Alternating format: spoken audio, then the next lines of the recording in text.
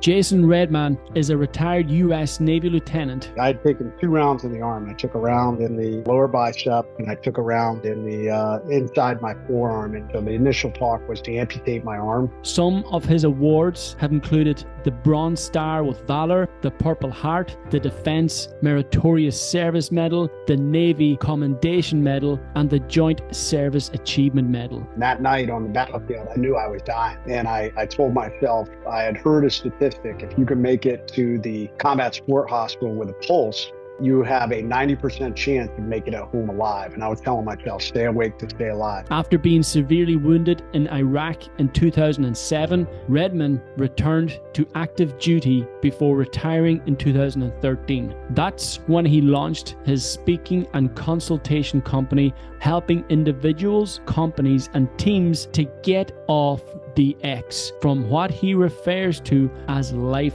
ambushes. Redman is the author of the New York Times best-selling memoir, The Trident, the forging and reforging of a Navy SEAL leader. And he died right after the surgery. The medical staff had made a mistake and they overdosed him with morphine. They killed him. And that really crushed me because I know how hard it is to go through this journey. And Ryan was a great example of that. That wouldn't really hurt me. But the flip side of that coin.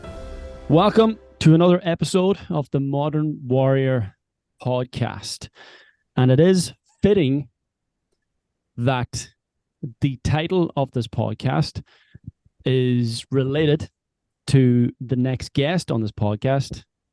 And I have a man here who is the absolute ultimate modern warrior in today's age.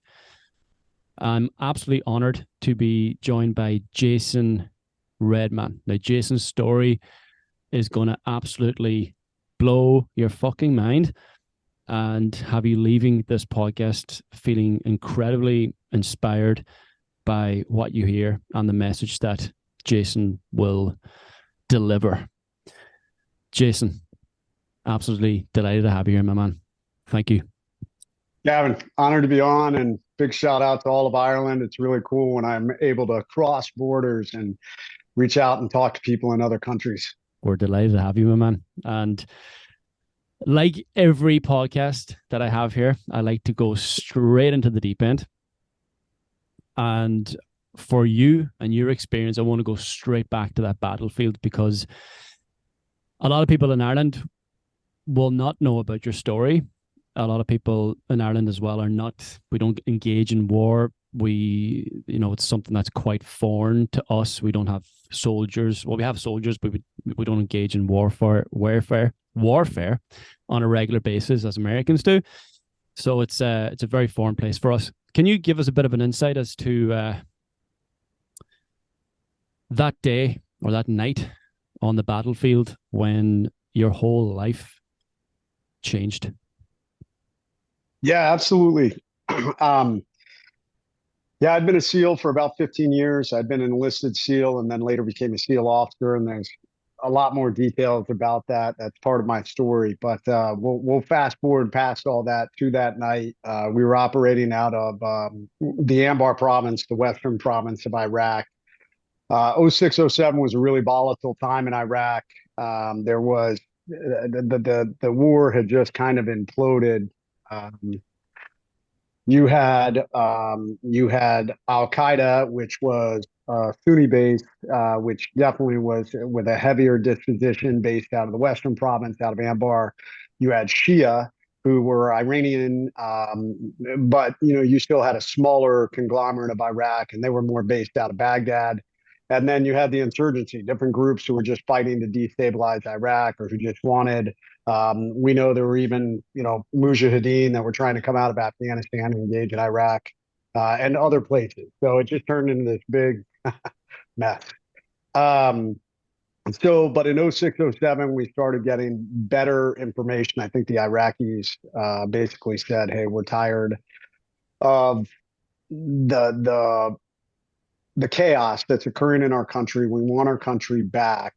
And for a lot of people, that actually started out in the Anbar province. That's what the Anbar Awakening, for anybody that ever heard that term, that's really what it was. The local tribal leaders in Iraq said, hey, we're going to start providing you guys information. And that enabled us, especially at the special operations level, to really get good intelligence to go after Al Qaeda insurgent leaders.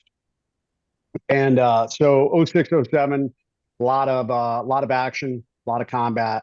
And we were at the tail end of my deployment in 07. And all deployment, we had been trying to hunt down the number one leader for the Al Qaeda organization in Iraq and in the western part of Iraq. And very dangerous individual. He ran several cells that ran sniper cells, IED cells. He had shot down a Marine Corps helicopter in the fall of 2006. And he had been directly responsible for the killing of a fellow SEAL in April of 2007 on the very first mission of our deployment. So all deployment, we were trying to get this guy. We were literally 1 week from going home when we got the word he was going to be in a specific time and location, what we call a time sensitive target. And we launched on the mission that night on September 12th.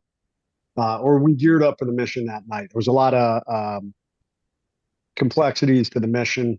I'll be honest, because of those complexities, I almost didn't think the mission was going to go. But at the last minute, we got approval, probably around 11 o'clock, which is late. And we had a small window. We basically, launched our helicopters and flew directly to the target, took down the initial target, and there was nothing there. Although while we were clearing the initial target, we started seeing a whole lot of activity on another building about 150 yards away. And my boss said, "Hey, let's go see what's happening here." We watched 5 individuals come out the door, run across the street, and hide in some vegetation. We'd seen that before. The enemy doesn't always know. Or on the battlefield, people don't always know. They think they can hide, and sometimes they can, but sometimes we see them when they're trying to hide. So we had seen that before, and we decided we were going to walk these individuals down and capture them and find out who they were and what they knew. Unfortunately for us, what we didn't know is our number one leader was actually in that house about 150 yards away. He had a very strong security detail of about 15 individuals, and they had set up an ambush line in that vegetation across the street. So when we came up, we basically walked right into this ambush. We had aircraft overhead. We were communicating with our aircraft to say, "Hey, can you see weapons? Can you see anything?" And unfortunately, they did not see anything. Really dense vegetation. As we were coming out of the vegetation, we basically my medic stepped on an enemy fighter who rolled over and tried to engage him. Medic who was also a SEAL, and he shot that guy, which triggered this ambush, and the world just kind of exploded. So my medic was initially shot. He took a round below the knee. One of our other guys ran forward to grab him and drag him back. We were now out in front of this vegetation with nothing but thousands of yards of empty Iraqi desert behind us. And the only thing back there was kind of a large tractor tire and then a lone tree. So the guys fell back to that. Our one guy grabbed our medic and started dragging him back to the tire, Matt. And Matt was shot up. He was shot 3 times, twice in the leg and once in the arm. But Matt, still such a beast of a guy. Matt continued to drag our medic back. I was out front at this point, and I was trying to lay down fire for the guys when both machine guns turn on me, and I was stitched across the body armor. I took 2 rounds in the left elbow, which in the moment I thought they had shot my arm off. I took rounds off my right side plate, off my helmet. I had my left night vision tube shot off.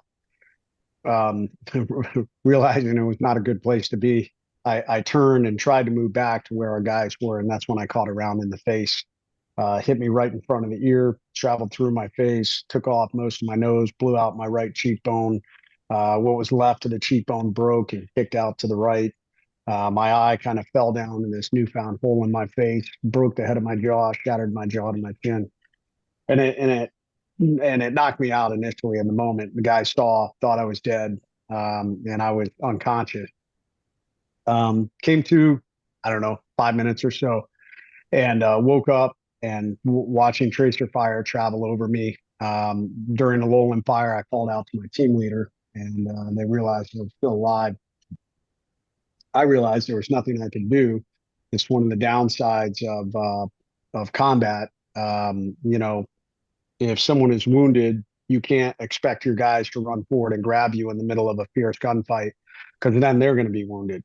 So, you know, about the most extreme form of patience you can ever imagine, you know, you just got to wait. And that's exactly what I had to do. I recognized that, and I recognized I had to wait. So this firefight was literally raging right over me. Um, my team leader attempted to call in a fire mission from the AC-130 gunship, which initially they denied. They said, "You guys are so close." I was only 45 feet from the machine gun that had me pinned down. So the gunship said, "There is no way. We will kill you." There's a term in the military called danger close parameters. So when we drop bombs from aircraft, there is an explosive radius and a fragmentation radius that goes out, and we know roughly how far that distance is based on the bombs we're dropping. And for that aircraft, we knew we were way within those parameters. So the gunship said no. My team leader called back maybe 5 minutes later and said, "Hey man, I've got 3 guys bleeding out. You know, if you don't bring this in, nobody's gonna be left." And they said no one more time. At that point, about 5 more minutes went by and he said, "Hey, we're running out of ammo." It'd probably been about 30, 35 minutes at this point with this firefight. And he said, "Hey, if you don't bring this um, fire mission in, there's not going to be anybody left." So at that point, they relented and they basically did some talking and coordinating. And then they brought that fire mission in. I remember laying there, he called out to me, "Hey, incoming." And you can actually, the aircraft flies at a pretty high altitude, and when the gun goes off, there's a long delay. It's not like when you're shooting at a range, you know, where you fire a gun and you see the bullet hit the target almost immediately. You will hear the gun go off, and then there's a long delay, you know, 5 or 6 seconds. So I remember hearing the gun boom, boom, boom go off, and literally listening to that machine gun crank away. And all of a sudden, the round hit directly in front of us and blew up over me, and the gun went cold. And suddenly, I heard the enemy fighter calling out. You know, he was calling out to his God, Allah Akbar. And I remember thinking to myself, "Stand by, man." You know, unfortunately, here he comes. And the next rounds came in, took that guy out. My team leader ran forward, managed to get a hold of me, and got me back to the tire at this point. I was losing a lot of blood. I was recognizing it was bleeding out. And this is where I think I often talk about the overcome mindset. I don't think, you know, you can't will yourself to stay alive if you lose all your blood. But I do think there is a huge difference between we know uh, medicine has proven that the will to live is a very powerful thing. And you can overcome some incredible odds and incredible injuries just merely by the will to live. We also know if you decide and you give up and want to die or give in, you will die a lot faster. So it's amazing the power of this brain. And that night on the battlefield, I knew I was dying. And I told myself, I had heard a statistic: if you can make it to the combat sport hospital with a pulse, you have a 90% chance of making it home alive. And I was telling myself, stay awake to stay alive, stay awake to stay alive. And I just focused on that. And they flew the rotors off and got me to Baghdad, where thankfully I had an amazing medical staff, you know, Army, Navy, Air Force doctors who saved my life and put me back together. So I owe my life to my teammates. I owe my life to that AC-130 gunship, and I owe my life to the medical staff who saved me. But yeah, that night changed a lot. Do you also owe your life to the people you stayed alive for? You know, while you're lying there bleeding out in the dirt, you know, what kept you alive? Like, why did you continue to stay awake? Yeah, I'm married. I had three young kids, and I'll be honest. In the very beginning, I kind of thought to myself, "Man, this sucks. I'm going to die here in this, you know, on this Iraqi battlefield." And I realized I wasn't. I didn't want to. I didn't want to die. I wasn't ready yet, which is an important thing. I talk a lot to people about that, how we live a life of no regret, because we all got to die. It is a guarantee in this life. I am living a second chance. Most of you will not get a second chance. Most of you, when you get the luxury, and I call it a luxury of facing death, because sometimes, man, death comes in the blink of an eye. You don't see it coming and you're just gone. So, all the more reason why we have to live our life to our fullest. You got to live greatly, man. You got to live a life where you got no regrets. So that when you check out, man, you go, you know, you go skidding into the grave like, I'm ready. I did it, busted it, amazing. And I had not done that. So the first go around, I had not done that, and I had a lot of regrets. Things I wish I had done, things I wish I hadn't done, things I wish I had done better, and all of that. Two things happened. One, I called out to the big guy above, and I said, "Hey, I need help." Not everybody not everybody believes in faith, but for me, I had this power, and I got up and I was able to walk 75 yards and get on the helicopter under my own power. And number two, I thought about my wife and kids. I said, I want to go home. I want to. I want to, I want to raise my kids. I want to be with my kids. I want to be with my wife, and I have more living to do. So You went from one war zone to another war zone, didn't you, though, after you left that battlefield? yeah, I mean, I often talk about life ambushes. So I survived this vicious enemy ambush, and but everybody in life gets ambushed. I mean, some of you may be listening to this firefight story, and you're like, "Holy smokes!" I mean, that's incredible, and it was incredibly intense. By far the most intense firefight I was ever in. I had a couple of teammates who continued on their career who were in that firefight. And they saw a lot of combat, and they said it was by far the most intense gunfight they were ever in. But everyone in life gets ambushed. Everyone, to be a human is hard. I mean, there's always problems. And I think with technology, we have made life so much more complicated. I mean, and it moves at this exponential pace. I mean, you hear everyone's opinion on everything. There's information warfare going on. So it's easy to get pinned down, what I call on the X. And the X is the point of attack, it's the point of crisis, it's the point of catastrophic event. And I stepped out of the enemy ambush only to find myself in a life ambush. Because when I got to the hospital in Bethesda, you know, initially I was super excited. I was like, "Oh my God, I survived!" I mean, because I really, for for a little while there, bleeding out, I wasn't sure I was going to make it home. I wasn't sure I was going to make it. So there was this initial like, man, euphoria that I survived, and then that started turning into the reality of the situation. And I had very grievous injuries. I was in the ICU. I needed between the time I left Iraq to the time I got to Bethesda, Maryland, where the military hospital was in the United States. I needed 7 or 8 blood transfusions. Um, when the doctors started assessing and letting me know the path, it was a lot of bad news. My arm where it had effectively, I'd taken 2 rounds in the arm. I took a round in the lower bicep, and I took a round in the inside my forearm. And the doctor said, um, I mean, they could not have destroyed my elbow any worse. I mean, my elbow was just effectively shattered and destroyed. There were pieces missing out of it. So the initial talk was I had no use of my hand. I had nerve damage. So the initial talk was to amputate my arm. Um, my face was all mangled.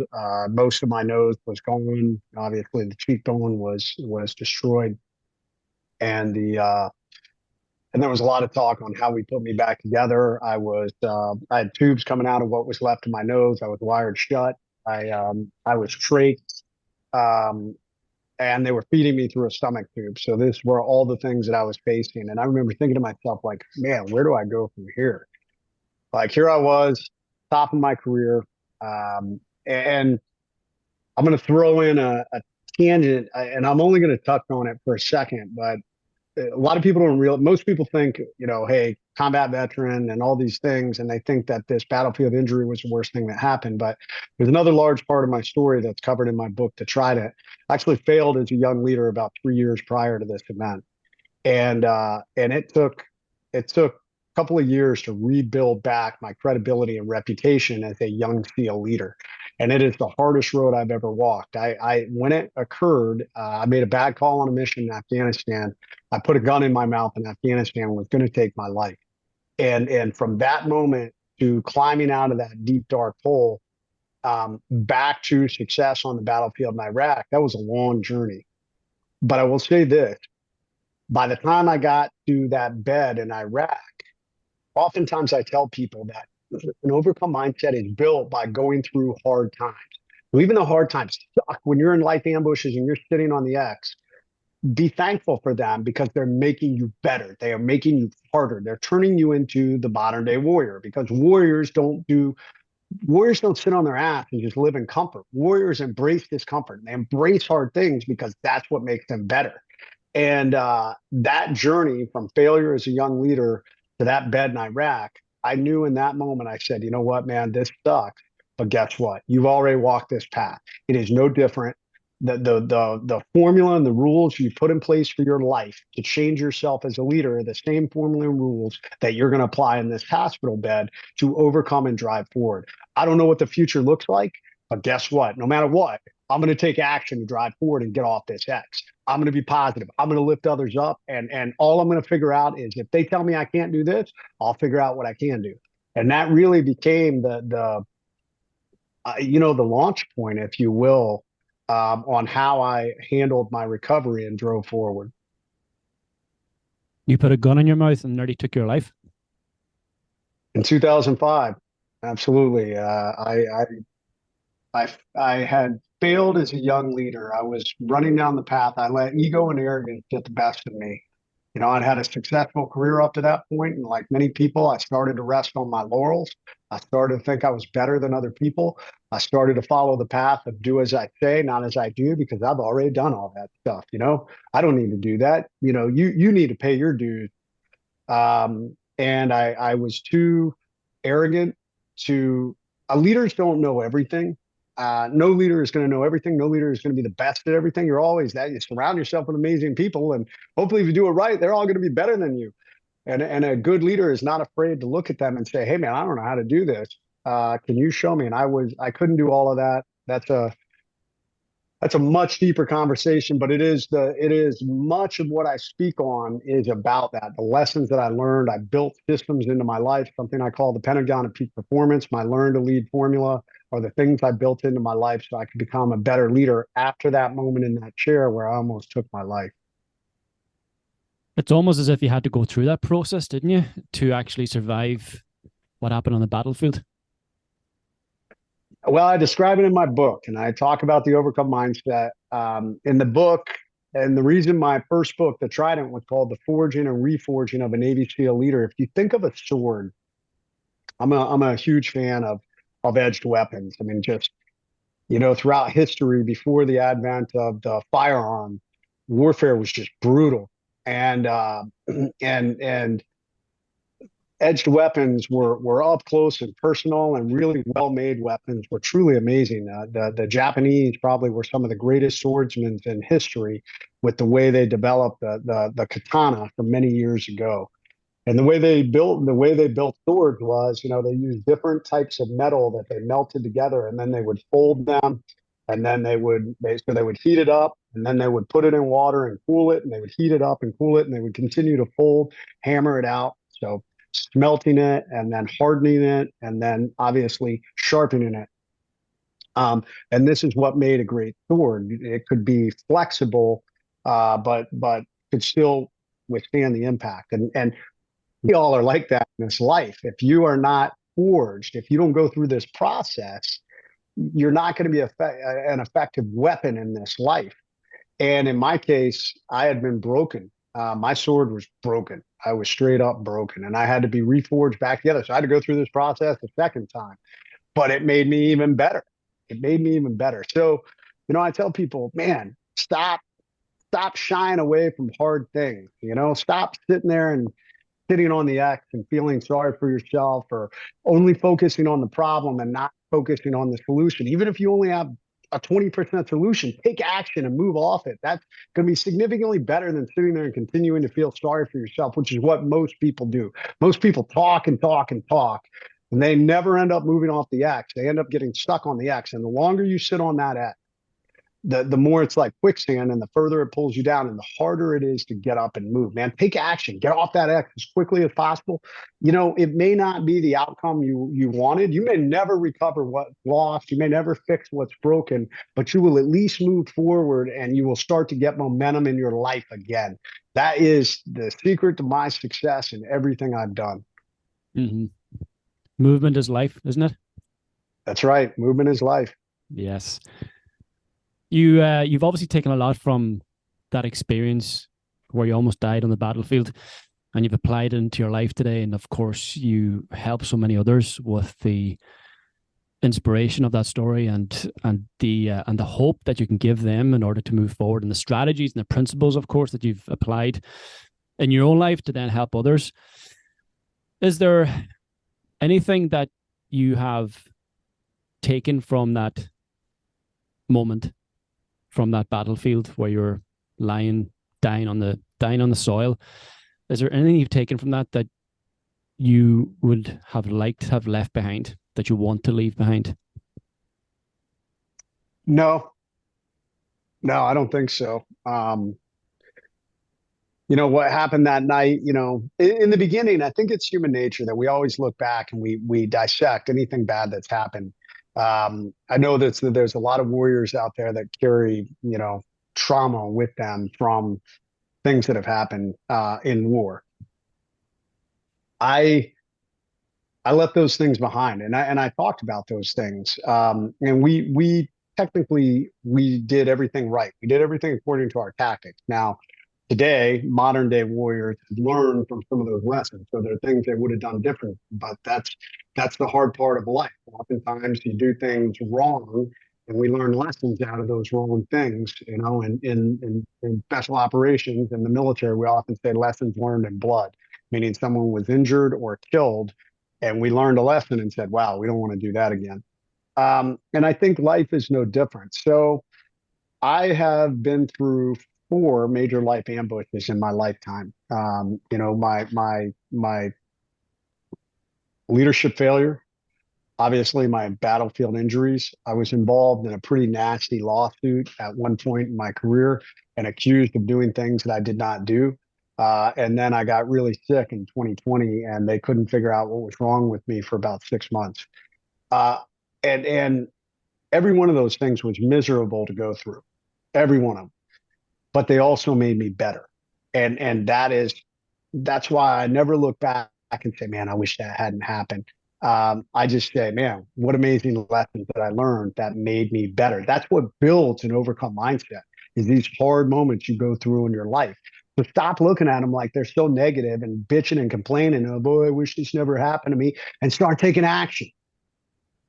So you didn't suffer with any trauma from that experience? When I came home, I had anxiety issues. I definitely had issues with sleep, but I also attacked those things. I sought out treatment. I sought out counseling. I sought out different modalities that could help me. And this is what sometimes frustrates me with fellow wounded warriors. I'll meet them, and they have tried maybe one thing, maybe even two things. And then they're like, well, none of that worked. And then all they're doing is self-medicating and feeling sorry for themselves. And they look at other guys like me or other people, and they say, well, you're so lucky because I can't fix myself. Well, that's bullshit. You have to lead yourself.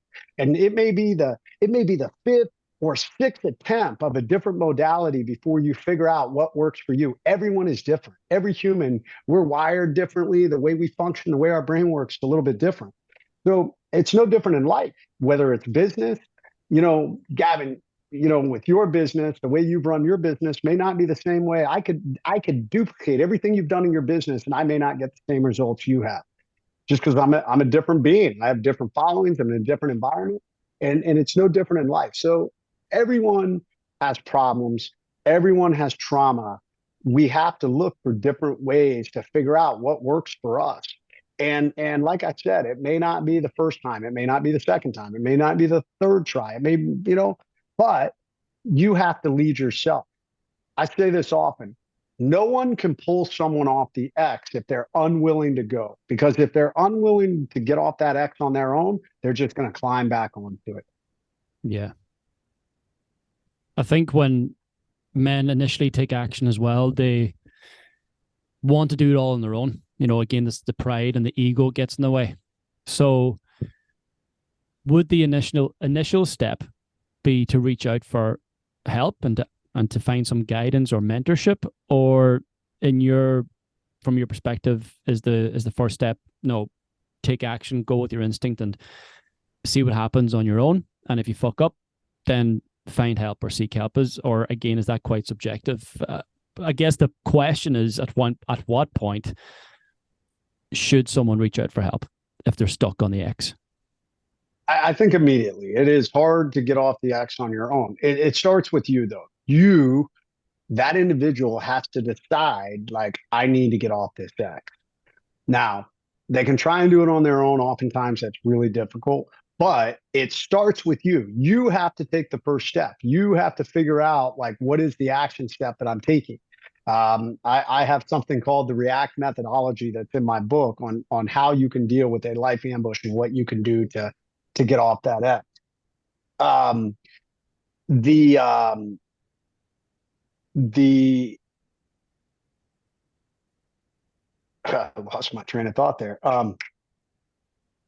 Secondary, yes, reaching out is critical to, as humans, there are other people who have been through the things you've been through, or other people who are trained to help you out of that situation.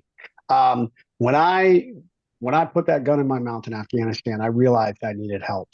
And I left and went and found the special operations chaplain on base and talked to him. And he helped, man, he talked to me about the fact that even though I felt like it was the end, and it was the end of one part of my life because I had screwed up, but it was the beginning of another. And I tell people that so often when we have a the end moment, it becomes a new beginning. You actually become better. And who knows what path you're going to be on. But we need to, don't be afraid to reach out. Man, I know a lot of alpha males out there who think that that it's weakness to reach out for help. And that's bullshit. Swallow your pride and your ego and recognize there are people out there that have gone through what you've been through. And there is not some magic pill. They're not going to hand you a red pill that's going to fix your life. I see this a lot too. People think, well, if I reach out for help, then immediately I should be fixed and off the X and my life is dandy. It doesn't work that way. Oftentimes that decision to get off the X is only the first step. And there's 100 more that are going to happen. And they're going to be people that are going to help you. These people over here may help you take the next 10 steps. And then they say, I'm taking you as far as I can, but I want you to introduce to these people. And they help you take the next 20 steps. And then they introduce you to these people, or you learn something else, and you're like, man, they helped me take the next 20 steps. But you're not even there yet. You got to go 100 steps. So many people, they lack discipline, consistency, and they expect it to happen overnight. It isn't going to. You have to continue to take that action. You have to continue to drive forward, and you have to continue to recognize that there are people along the way that can help you to make you better, whether it's in business, whether it's physically, or whether it's with trauma. Who's been your greatest help? So my wife's been amazing. I am very fortunate to have an absolutely incredible wife. And she is my best friend. She is my business partner. And oftentimes she kept me on course. Not everybody has that. And there have been other people that are out there that have made a tremendous difference for me. I had a wounded warrior that came to visit me in the hospital that had been shot in the face also. His name is Clay South. He was a Marine. He came and shared time with me, which motivated and inspired me. I've had mental health professionals that helped me. I had different modalities from stellate ganglion block to MRT therapy, magnetic resonance therapy, to different things that helped me to make a difference. And then there were other leaders who helped. Especially when I screwed up as a young leader, I found mentors. I found people that I said, that person is better than, or that person is a great leader, and they're where I want to be. And I would ask them, hey, would you be willing to give me advice? Can I work with you? And those things are all things that help you. You don't have to do it alone, man. Stop thinking that's the case. Put your pride down, And there are a lot of people who are glad to help, balanced against time and everything else. Can you talk to me about Ryan Job and the impact that his life and his death had on you? So Ryan was, I didn't serve with Ryan, although we became friends after we were wounded. We actually met at Mike Mansour's Medal of Honor ceremony at the White House, and in 2009, maybe 2000, maybe 2008. But Ryan was assigned to. Ryan worked with Chris Kyle, American Sniper. Chris writes about Ryan in his book. He's featured in the movie American Sniper. And Ryan and I had similar injuries. Ryan had a machine gun that took a sniper round that ricocheted up into his face, whereas mine came from the other way. But very similar injuries: damaged orbit, damaged front of the skull. So we had similar surgeries, and we became friends, and we used to joke with each other and talk back and forth on recovery and different things. And So I'd been friends with Ryan for probably about a year and a half, and he had had a surgery in 2000, late 2009, if I remember correctly, maybe early 2010. And he died right after the surgery. The medical staff had made a mistake, and they overdosed him with morphine. They killed him, and that really crushed me. Because I know how hard it is to go through this journey. I know how hard it is to continue to take those steps, continue driving forward, continue taking action, continue being positive. And Ryan was a great example of that. And that one really hurt me. But the flip side of that coin, anytime I've lost friends, whether it's teammates or other people, it also further emphasizes to me how we have to continue to live greatly in honor of them. Everybody's going to die. Everybody's going to die. Every one of us. Our day is numbered. Somewhere out there, you're going to check out. For me, I don't know when that is. I pray that it's when I hope I'm 80 and I'm hanging out with my grandkids and I'm looking back over an amazing life, but it may not be. It could be tomorrow. So every day you should be living greatly. Every day you should be trying to do something positive in your life, physically, personally, professionally. And I think about that. That's how I honor my teammates that are no longer here. That's how I honor Ryan. That's how I honor I've way too many teammates that I've lost. And I think that's how you live greatly in this life. So what does that look like every day then? I mean, when you wake up in the morning, what are some of the first things you do to get you into that positive mindset? Or perhaps your default is positive mindset, but for someone else who's maybe struggling, can you give them some principles or some guidance with that? Well, first off, man, get rid of the news. Get rid of, if you got anybody negative in your social media, get rid of that shit. We live in this divided, negative world. When I get up, usually what I like to do, I like to have a little bit of time to myself. I like to wake up. I'm not a morning person. I don't jump out of bed and like, oh my God, let me attack the day. That's just not me. I'm not that way. I need a little bit of time to wake up. And for me, that's some coffee, that's some water, and I like to read. I like to read. I also like to see. I have a non-biased newsletter that I receive that kind of tells me what's going on in the world, and I like to do that. And then after that, I go get a workout. And one of the first things I want to do is I want to move my body. I want to feel good. And oftentimes, many times when I'm working out, even today, right before this podcast, I get a lot of ideas when I'm working out. It sparks creativity for me. So I have oftentimes when I work it out, I'm writing down notes. I'm writing down things. If I have a meeting that's coming up, I'm writing down my thoughts on getting ready for that meeting. So those are always the things that I'm doing in the morning before I start my day. So I think I talk about physical leadership in my Pentagon of Peak Performance. I also talk about my rule of three P's every day: one thing physical, one thing personal, one thing professional. And this machine we walk around in is absolutely amazing. And you should take care of it, because if you take care of it and you move it and you push weights with it and you run with it and you jump with it, there's tremendous rewards for your brain, your stress level, all these different things. So I meet so many leaders who don't physically take care of themselves, and they give me all these excuses. I'm too busy. My business is this, or I got a family. Those are bullshit excuses. Um, and you're really hurting yourself in the long run. You are not the optimal version of yourself if you're not taking care of yourself physically. We take it for granted too, don't we? But you've had the, again, fortune of experiencing a life where your body wasn't functional. I know you were in a wheelchair for quite some time. Your arm wasn't functioning, of course. So we take these things for granted. We do, and people will make excuses. I meet a lot of people who, and let me take a step back. I'm never one to say, "Oh, this never applied to me."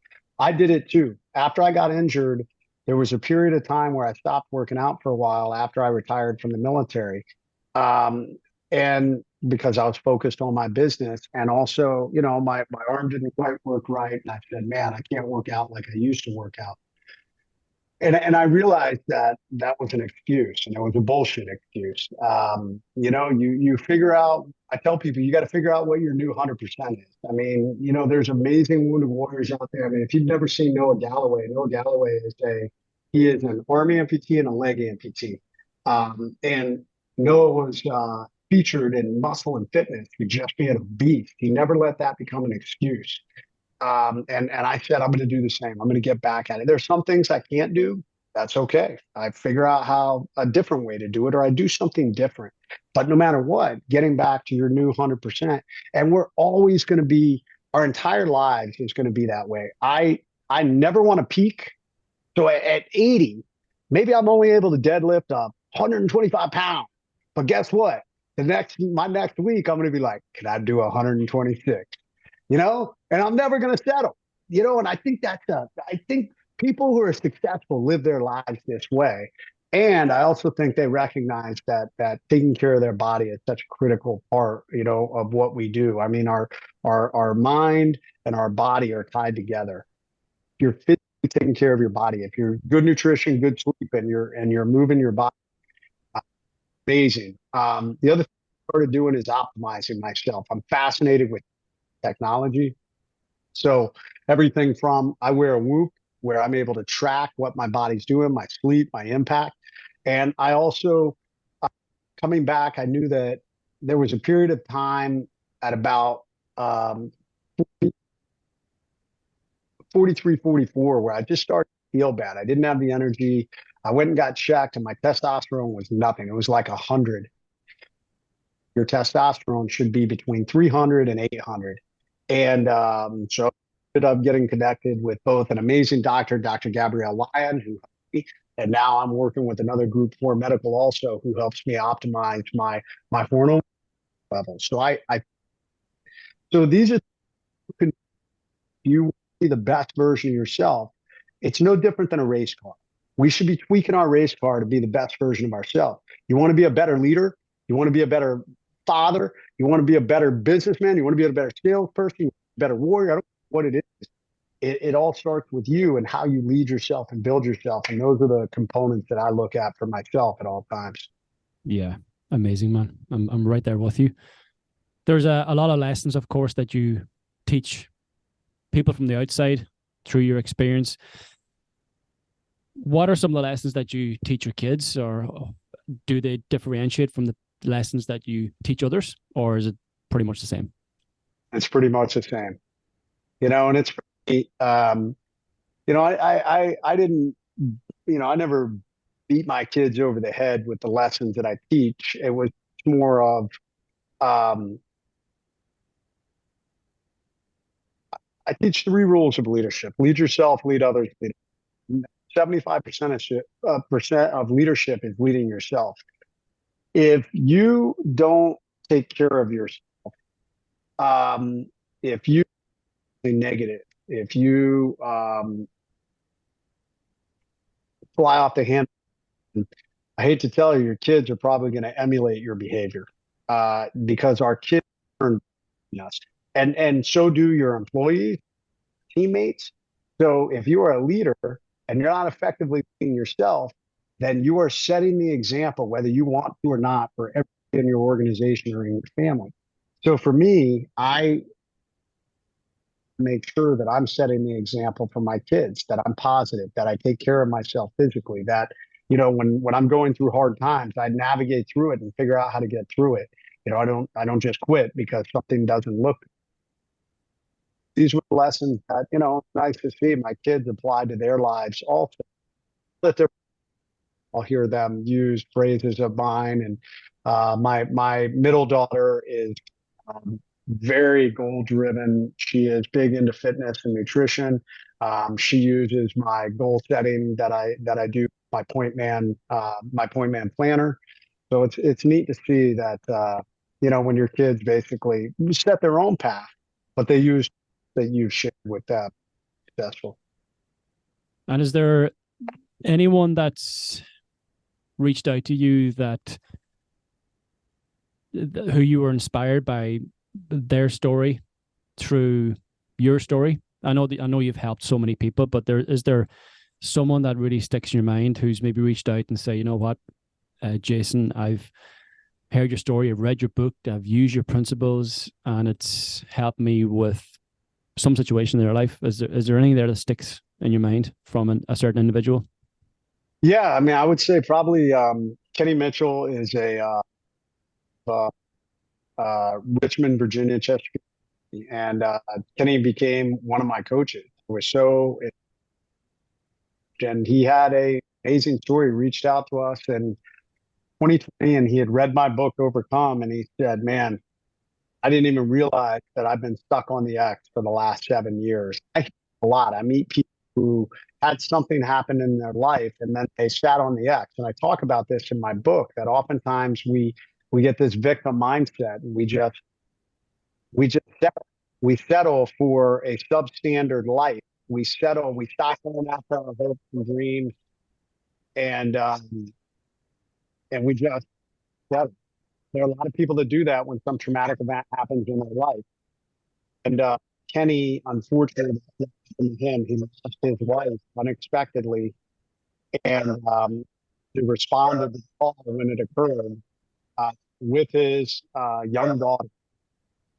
And for almost 7 years, he just kind of went through the motions of life, you know, trying to put on this game face, but really just doing the absolute minimum to get by.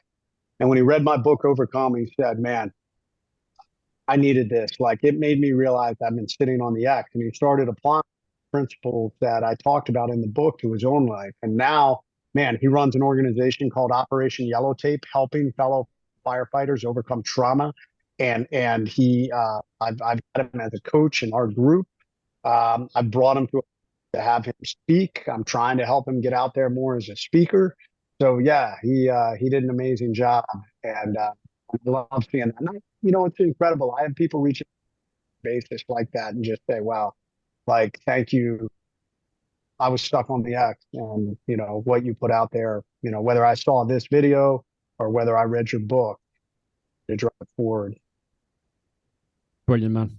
And I know you're teaming up with another inspirational individual, Bedros Keuilian, sometime soon, and you're putting together a speaking event. What's that about? Yeah, that's right. So Bedros and I have become friends over the years. We talk about mentors and looking for people. So, I can people in the mindset space and I can mentor people in the, overcome trauma and things like that. But where I'm still learning and growing is in the entrepreneur space. I'm a rookie in this space. I came out of the military. I mean, granted, I've been out for 13 years, but I ran a nonprofit for quite a bit of time. So really in my business, only 5 years now, we've been full on into the entrepreneur space with my speaking company, our coach. So I met Bedros Koulian about 5 years ago, and he's on the upper end of that spectrum, man. Bedros is worth a couple $100 million. He has built multiple companies. He is a coach for some of the more elite, 8, 9 figure out there. He has the ability to look at a business and just say, hey, you should do this, make these changes, and that's going to enable you to 2x, 10x your business. So Bedros and I met, and he had read my book when I met, and he said, man, I was really motivated and inspired by you. And we ended up becoming friends. And he has been a friend and a mentor of mine. I've learned a ton from him and just appreciate and respect him. I love life because it is not just about entrepreneurship. It's after components of any human. There is the entrepreneur, there's the leader. And I think everyone, depending on what you life, you wish you could be better in any one of those three areas. Now, all of us do. It's pretty rare that you find someone who is just killing it in all three areas.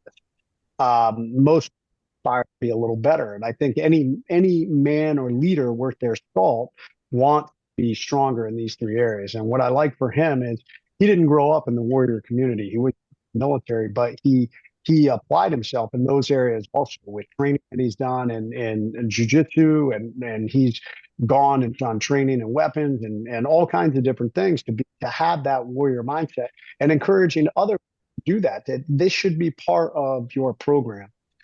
So anyway, as friends with very shared leadership views, he is launching a new program that's coming soon. I'm not about any details because we will fully unveil it in September at School, and I'm super excited to be one of the speakers there.